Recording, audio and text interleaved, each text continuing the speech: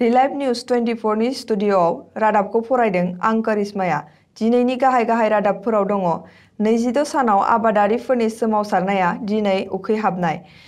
फावखुंगुर रजनीकान्तनि गोदान राजखान्थि हान्जा। गुदि फरायसालिनि फोरोंगिरिफोरनि सोमावसारनायनि हुमखि। बिपिएफआ बिटिसिआव बेरेखा हान्जा। गवालपारा जिल्लानि गुबुन गुबुन जायगायाव मैदेरनि गाग्लोबनाय। एमसिएलएफोरखौ शिलंआव दोननानै क'क्राझाराव प्रमद बर'नि सरकार। दानिया आबुं रादाब। भारतआव आबादारिफोरनि सोमावसारनाय दिनै 26 सानाव आगान होबाय। दिनै सोमावसारारि आबादारिफोरा सानसेनि उखैहाब सोमावसारनाय हाबाफारिखौ खालामो। बे सोमावसारारि आबादारिनि मोन 40 आबादारि आफादनि दैदेनगिरिफोरजों भारत सरकारा खेबबा सावरायबाय। नाथाय सावरायनायाव जेबो फिथाइ थायाखै। बे मोनथाम आबादारिनि आयेनखौ जेब्लासिम बन्द खालामा अब्लासिम आबादारिफोरा सोमावसारबाय थागोन होननानै आबादारिनि दैदेनगिरिफोरा फोरमायदों। मोनथिनो मोननाय बादिब्ला दिल्लीयाव सोमावसारनो पान्जाब हारियानानिफ्राय फैनाय आबादारिफोरखौ दिल्ली बर्डारावनो होथेनानै दोनदोंमोन आरो रेलगारिफोरखौबो बन्द खालामदोंमोन। सोमावसारग्राफोरखौ दै सारनानै टियार गेस गावनानै होखारनो नाजादोंमोन। नाथाय आबादारिफोरा सोमावसारनायखौ नागाराखैमोन। आबादारिफ्रा फैगौ 25 दिसेम्बरनिफ्राय 27 दिसेम्बरसिम टल गेट बन्द खालामनोबो हुंखार होदों। मिरु आबादारिनि मिनिस्ट्रिनि जइन्ट सेक्रेटारि बिबेक अग्रवालआ फोरमायनाय बादिब्ला बिथाङा आबादारि आफादनि दैदेनगिरिफोरजों सावरायनो खावलायदों। सावरायोब्ला जेंनाया जोबस्रांगोन होननानैबो बुंथिदों। नाथाय आबादारि आफादनि दैदेनगिरिफोरा खावलायनायखौ गोजोननाय गैयै दिन्थिदों होननानै फोरमायदों। मख'नो गोनांदि केरेला रायजोनि सरकारा फैगौ डिसेम्बर दाननि 23 खालाराव बे मोनथाम आबादारि आयेननि हेंथायै सेसन जिरायगोन। फिल्म एक्टर रजनीकान्तआ गोदान राजखान्थि हान्जा दादों। सुपारस्टार रजनीकान्तआ गावनि राजखान्थि हान्जाखौ 31 दिसेम्बराव आबुं महर होगोन। बिथांनि हान्जाया 2021 मायथाइयाव जानो गोनां तामिलनाडु रायजोनि बिसायख'थियाव गासिबो बियाबावनो बिजाथि दिखांगोन होननानै सुपारस्टार बिथाङा खोन्थादों। मख'नो गोनांदि तामिलनाडुनि दानि सोलिबाय थानाय सोरखारा 2021 मायथाइनि मे दाननि 24 खालाराव जोबहैगोन। अल आसाम प्राइमारि टिचार एस'सिएशनआ फैगौ 22 जानुवारि खालि चिफ मिनिस्टारनि थाग्रा न'आव बेंखन आन्दलन खालामगोन होननानै गुदि फोरोंगिरि आफादनि आफादगिरि जीवन चन्द्र बरा आरो जेनेरेल सेक्रेटारि रातुल चन्द्र गस्वामी मोना मोनसे रादाब बिलाइनि गेजेरजों फोसावदों।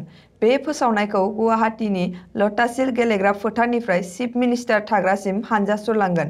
बिथांमोना फोरमायनाय बादिब्ला आसामनि चिफ मिनिस्टारा सोलोंथाइ आरो रांखान्थियारि बिफानखौ गासैबो गुदि फरायसालियाव गाहाय फोरोंगिरि थिसननायजों लोगोसे ग्रेजुवेट स्केल होनोबो खोथा होदोंमोन। नाथाय बे खामानिखौ दासिमबो मावफुङाखै।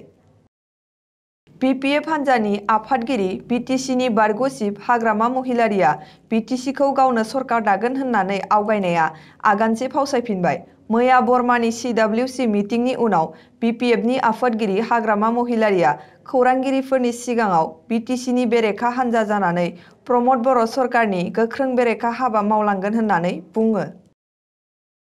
गवालपारा जिल्लानि गुबुन गुबुन जायगायाव हाग्रानि मैदेरा मानसिफोरनि आबादजों लोगोसे न'-बां सिलिंखार खालामनाय जाथाया सिगांनिफ्रायनो सोलिबोगासिनो दं।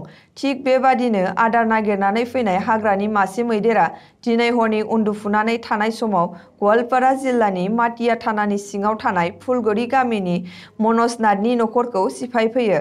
न' सिफायफैनायाव हरखाबै सिरि मोनखांनानै उन्दुना थानाय सुबुंफोरा खुनुरुखुमै खारग'नो हायो। बिटिसि सरकारा चिफ प्रमद बर'नि अनगायै गासिबो एमसिएलएफोरा बेरायनायनि मुखुब जानानै दं। मख'नो गोनांदि बिटिसिआव बिसायख'थिया 7 दिसेम्बराव बाक्सा आरो उदालगुरियाव जोबदों।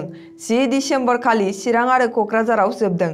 12 दिसेम्बर खालि भट साननाया जोबनाय लोगो लोगो गावनि राइजोफोरजों रंजानो नागारै इउपिपिएल, बिजेपि आरो जिएसपिनि एमसिएलए आरो दैदेनगिरिफोरा गुवाहाटीनि हटेल लिलिआव रंजाहैदों। थांनाय 15 दिसेम्बर खालि बिटिसिनि चिफ प्रमद बर'जों लोगोसे समायखिरा लानाय हाबाफारियाव बाहागो लानानै सिदायैनो हटेल लिलिआव आरोबाव थांफिनजोबदों। हटेल लिलिआव आरोबाव गोजोननाय मोनैनि थाखाय शिलं फारसे दावगालांबाय। बेराफारसे बिटिसिनि चिफ प्रमद बर'आ क'क्राझाराव बेरायथिंगासिनो दं सासे सादारन सुबुं बायदि। साननैसो सिगाङाव RNB देहा फाहामसालियाव साडेन भिजिटनि उनाव काजोलगावनि JSB देहा फाहामसालियाव आरो दिनै क'क्राझार टाउनाव सोंलु सिखांदों बिटिसिनि गोदान सरकारखौ बिटिसिनि चिफ प्रमद बर'आ हारसिङैनो सालायगोन नामा? मोनसे समाव बिटिसिनि बारग' चिफ हाग्रामा महिलारिखौ सासे डिक्टेटरशिप होनना बुंसोलायोमोन मानोना बिथाङा गावनो पार्टीनि आफादगिरि आरो गावनो बिटिसिनि चिफमोन। दा बिटिसिनि चिफ प्रमद बर'आबो UPPLनि आफादगिरि आरो बिटिसिनिबो चिफ। अब्ला एखे नङाथ' होननानै रायजोनि गेजेराव सोंलु सिखांदों। दिनैनि रादाबा एसेनोसै, गोजोन्थों।